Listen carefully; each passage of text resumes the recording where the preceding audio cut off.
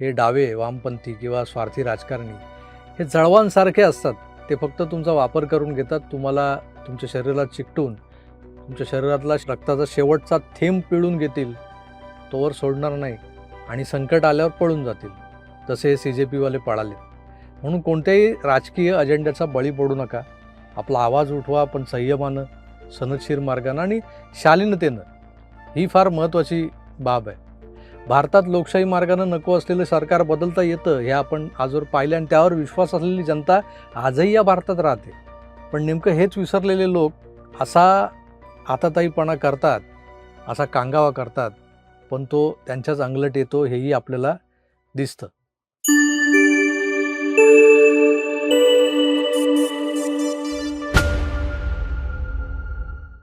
आपल्या शेजारच्या बांगलादेशमध्ये तरुणांनी सरकारविरोधात आंदोलन केलं.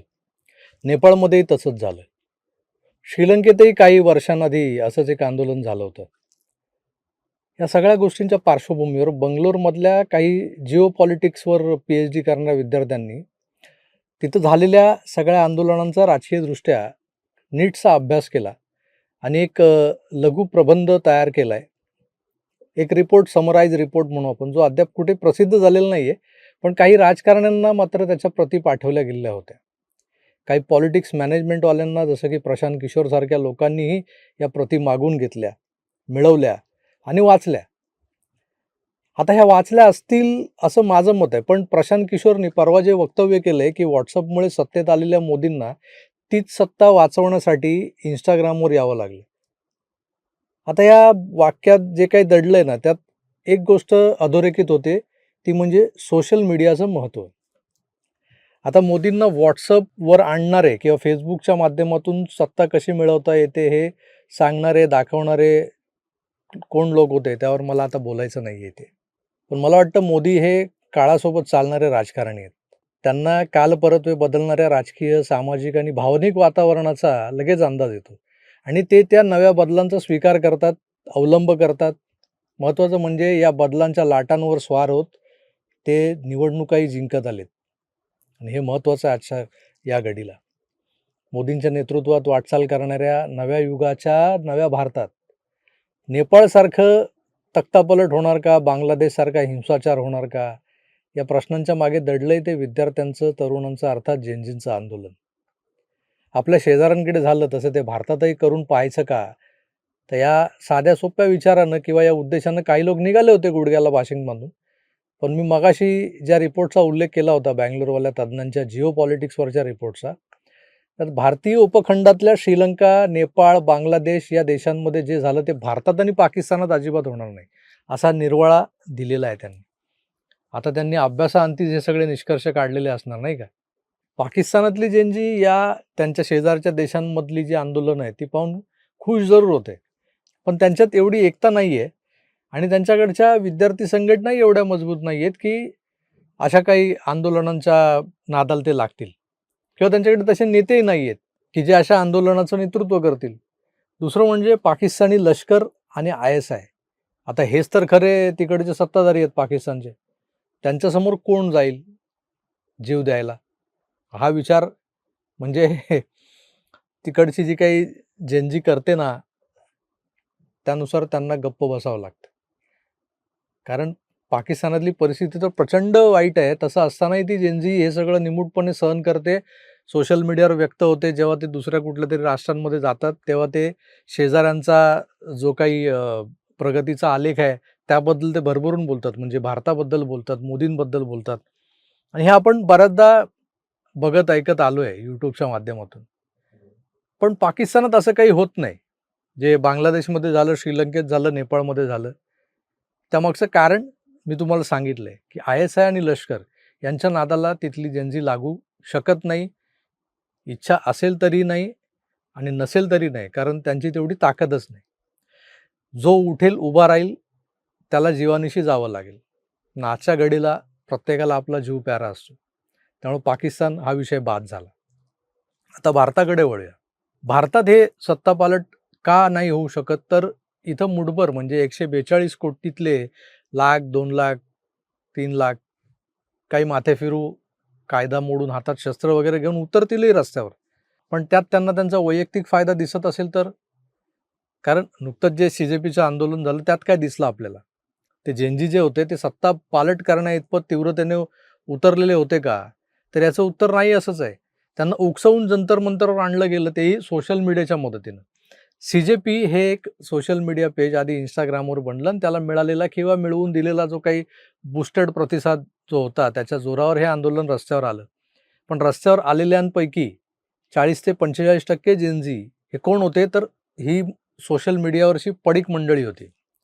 त्यातही Instagram नावाचा जो रानबाजार आहे, त्या Instaवरची ही झुरळं होती.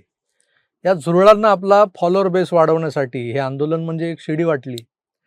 त्या शिडीवर हे चढले, नको नको ते करून बसले. आता व्ह्यूज, लाईक्स आणि कमेंट्सचा जो काही खेळ चालू असतो, त्यासाठी कोण काय काय बोललं ते तुम्हाला माहितीच आहे. आणि त्यामुळे ते जे काय करून बसलेत, पण आता त्या सगळ्यांचा हिशोब सुरू झालाय त्याचं काय? तर दुसरीकडे याच आंदोलनाच्या आगीत स्वतःची पोळी भाजून घेणाऱ्या आणि तरुणांच्या भविष्याशी खेळणाऱ्यांचा बुरखा आता टराटरा फाटू लागलाय. ज्या लोकांनी विद्यार्थ्यांच्या आंदोलनात घुसून देशात असंतोष, अराजक पसरवण्याचा, माजवण्याचा जो प्रयत्न केला, त्यांच्यावर आता प्रशासनाचा बांबू बसणं सुरू झालंय.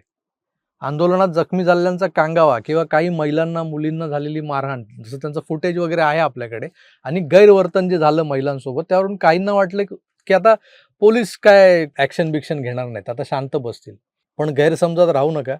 कारवाई तर नक्की होणार आणि तीही शोधून शोधून कारवाई सुरू झालेली आहे. कालपर्यंत CJPचे जे नेते रस्त्यावर उतरून आम्ही कुणावरही कारवाई होऊ देणार नाही, एका मुलालाही आम्ही त्याच्यावर FIR होऊ देणार नाही, अशा मोठ्या मोठ्या बाता मारत होते. आणि हा ॲश्युरन्स मिळाल्यामुळे हे सगळे चेकाळले होते. आता झाले काय की हे सगळं संपलं, तर ते जे नेते होते ते आज स्वतःचा बचाव कसा करतायत ते बघा. कि अगर प्रोटेस्टर्स ने रिटेलिएशन में करा है, जैसे होता है ना एक्शन हो रहा है उसका एक रिएक्शन आ रहा है, अगर वो चीज दिख रही है then of course that's not something we want कि उनको पनिश करा जाए. पर जहां पे हमें दिख रहा है कि सामने से किसी ने उकसाया है तो ऑफ कोर्स वो तो police will take, of course then तो नहीं. एंड हमने बोला है कि in all cases we have, आज हेच लोक म्हणतायत ज्यांनी हिंसा केली त्यांच्यावर तर पोलीस कारवाई करणारच. म्हणजे आधी तरुणांना उकसवायचं, त्यांना पुढे पुढे करायचं, स्वतः कॅमेऱ्यासमोर येऊन TRP आणि प्रसिद्धी लाटायची, आणि जेव्हा पोलिसी कारवाईची वेळ येईल, बांबू बसायला लागेल, तेव्हा गुपचूप मागून कल्टी मारायची. याला म्हणतात यूज अँड थ्रोचं घाणेरडं राजकारण. जेनझीला वापरून यांनी फेकून दिले रस्त्यावर. CJPची ही प्रवक्ता रत्ना सिंग, जी धर्मेंद्र प्रधानांच्या राजीनाम्यानंतर झालेल्या त्या पार्टीत नाचताना दिसत होती, तिला पत्रकारांनी प्रश्न विचारला. किस बच्चों की मौत का मुआवजा नहीं मिला, आपके लोग पार्टी कर रहे हैं, क्या बोलेंगे? रत्ना आपके लोग, आप जवाब दीजिए, बट आप चुप नहीं रह सकती है. मौत का मुआवजा नहीं मिला है रत्ना, और आप लोग पार्टी कर रहे हैं. ज्या मृत विद्यार्थ्यांच्या नावावर हे आंदोलन उभं केलं तुम्ही, त्यांच्या कुटुंबियांना नुकसान भरपाई मिळाली का, असा प्रश्न विचारल्यावर यांच्या नेत्यांची बोलतीच बंद होते. आज या संधीसाधू झुरळ पार्टीच्या तात्पुरत्या राजकारण्यांच्या नादाला लागून जोश में नको नको ते करून गेलेल्या सामान्य तरुणांची काय अवस्था झाली माहिती आहे तुम्हाला? हमने सुना तो भाई बहुत जल्दी नेपाल बनने वाला था, क्या हुआ? भाई मैंने बोला था ये जब, क्योंकि मैंने कैमरा के सामने पहली बार ये चीज़ें बोली थी तो मेरे को पता नहीं था ये. फिर उसके बाद मेरे को 12 घंटे थाने में डाल दिया हूँ. फिर तो तू कह रहा था कि मोदी को चेतावनी दे रहा हूँ, मैंने नेपाल बोला बना ही देंगे. नहीं. धुआं निकल रहा है क्या? आप बना जरा नेपाल एक बार. अरे मैंने हम भी बोला देखते ही हैं. नहीं भाई कुछ भी. एक बार बना तो नेपाल तो बना. तो मैंने बोला ही नहीं. नेपाल कैसे बनता है पता है? मैंने बोला था उस टाइम तो बोल तो दिया, थाने ले जिस गए. दिन ऐसे डंडे पड़ेंगे ना, पड़ गए भाई. कुणी रस्त्यावर हात जोडून माफी मागतंय, कुणाच्या घरी पोलीस पोहोचल्यामुळे त्याचे वृद्ध आईबाप लाचारासारखे हात जोडून उभे राहिलेत, जाऊ द्या, माफ करा, असं काकुळतीला येऊन बोलतायत. कोणी सोशल मीडियावर व्हिडिओ टाकून माझी चूक झाली, मला माफ करा म्हणून गायावाया करताय. माननीय प्राइम मिनिस्टर जी नरेंद्र मोदी जी, मैं आपसे हाथ जोड़कर माफ़ी मांगती हूँ. मैं आपसे क्षमा चाहती हूँ. जो आपके विरोध मेरी वीडियो बनी थी, मैं उन वीडियो को लेके बहुत ज़्यादा शर्मिंदा हूँ. मैं बहुत ही ज़्यादा गिल्टी फील कर रही हूँ. मुझे ऐसा नहीं करना चाहिए था, और मैं चाहती हूँ कि मेरे खिलाफ कोई भी एक्शन ना लिया जाए. विचार करा, ज्या कॉकरोच पार्टीच्या सांगण्यावरून या तरुणांनी भारतीय सैन्य, पंतप्रधान नरेंद्र मोदी आणि ज्या देशात तुम्ही राहता त्या देशाबद्दल अभद्र भाषा वापरली, त्या पार्टीचा एकही मोठा नेता आज या मुलांच्या पाठोपाठ कोर्टात किंवा पोलीस ठाण्यात उभा दिसतो का तुम्हाला? नाही. दीपके तो पहिली फुर्सत में निकल गया यूएस. आता हा एका नैतिक विजयानंतर भारतात थांबून पक्ष वाढवायचं सोडून अमेरिकेला का पळालाय हे सुद्धा शोधायला हवं. डीप स्टेटनी डीप नॉलेज द्यायला या डीपकेला बोलावलंय का तिकडे, की अजून काही कारण आहेत त्यामागे? आज हे सारे सुप्रीम कोर्टाचा निर्णय काय तो याकडे लक्ष लावून टक लावून बसले होते, पण कोर्टाने यांना दिलासा दिलेला नाही आणि अशांवर काय आणि कोणती कारवाई होईल हे सुद्धा स्पष्ट केले या प्रकरणात. आता सुप्रीम कोर्ट या बाबतीत नेमकं काय म्हणालंय, तर 18 वर्षांखालील निर्दोष तरुणांना ज्यांचा कोणताही गुन्हेगारी रेकॉर्ड नाही त्यांना सोडण्याचे निर्देश दिलेत. पोलीस कारवाईची आणि अतिबलप्रयोगाची स्वतंत्र चौकशी होणार आहे. CCTV, ड्रोन आणि बॉडी कॅमेऱ्यांचे जे काही फुटेजेस आहेत ते पुरावे सुरक्षित ठेवण्याचे आदेश दिलेत. पण लक्षात ठेवा, ज्यांचा आधीपासूनच गुन्हेगारी रेकॉर्ड आहे किंवा ज्यांनी जाणीवपूर्वक यापूर्वी कधी हिंसाचार केलेला आहे आणि आताही तसं काय करताना सापडलेत, त्यांना सुप्रीम कोर्टाने दिलासा दिलेला नाही आहे. कोर्टानं स्पष्ट विचारलंय, पोलीस आणि सैन्यावर हल्ला करणारे जे समोर दिसत आहेत त्या व्हिडिओ फुटेजमध्ये, ते खरोखरच विद्यार्थी होते की आंदोलनाच्या आड लपलेले समाजकंटक होते? सुप्रीम कोर्टाचा हा जो प्रश्न आहे ना, त्याला $1 मिलियन क्वेश्चन म्हणतात. मित्रो, लोकशाहीत आपल्या हक्कासाठी आणि न्यायासाठी आंदोलनं करणं हा प्रत्येकाचा अधिकार आहे. नीटच्या विद्यार्थ्यांच्या सोबत जो अन्याय झाला त्याविरुद्ध आवाज उठवण्याचं जे काही काम करणं होतं ते योग्यच होतं. पण अशा आंदोलनांचा वापर करून जर कोणी देशात अराजक पसरवणार असेल तर ते कधीही खपवून घेतलं जाणार नाही, भारतात तरी. कारण लाखभर सोरोसच्या फंडावर उभे राहिलेले किंवा 2 लाख वेपन इंडस्ट्रीने पोचलेले वळू असतील जे भारत मातेचे तुकडे करायला सरसावतीलही, पण उर्वरित 125 कोटीहून जास्त देशभक्त काय तेव्हा हातात बांगड्या भरून थोडीच बसणार आहेत. आज 2-5 हजार पोलीस, CRPF, रॅपिड ॲक्शन फोर्सचे जवान त्यांच्यावर हमले केले या लोकांनी. पण उद्या भारताचं लष्कर घुसलं उलटं तर या शेमड्यांना पळता भुई थोडी होईल. हे डावे, वामपंथी किंवा स्वार्थी राजकारणी हे जळवांसारखे असतात. ते फक्त तुमचा वापर करून घेतात, तुम्हाला तुमच्या शरीरात चिकटून तुमच्या शरीरातला रक्ताचा शेवटचा थेंब पिळून घेतील, तोवर सोडणार नाही आणि संकट आल्यावर पळून जातील. तसे हे CJPवाले पळालेत. म्हणून कोणत्याही राजकीय अजेंड्याचा बळी पडू नका. आपला आवाज उठवा, पण संयमानं, सनदशीर मार्गानं आणि शालीनतेनं.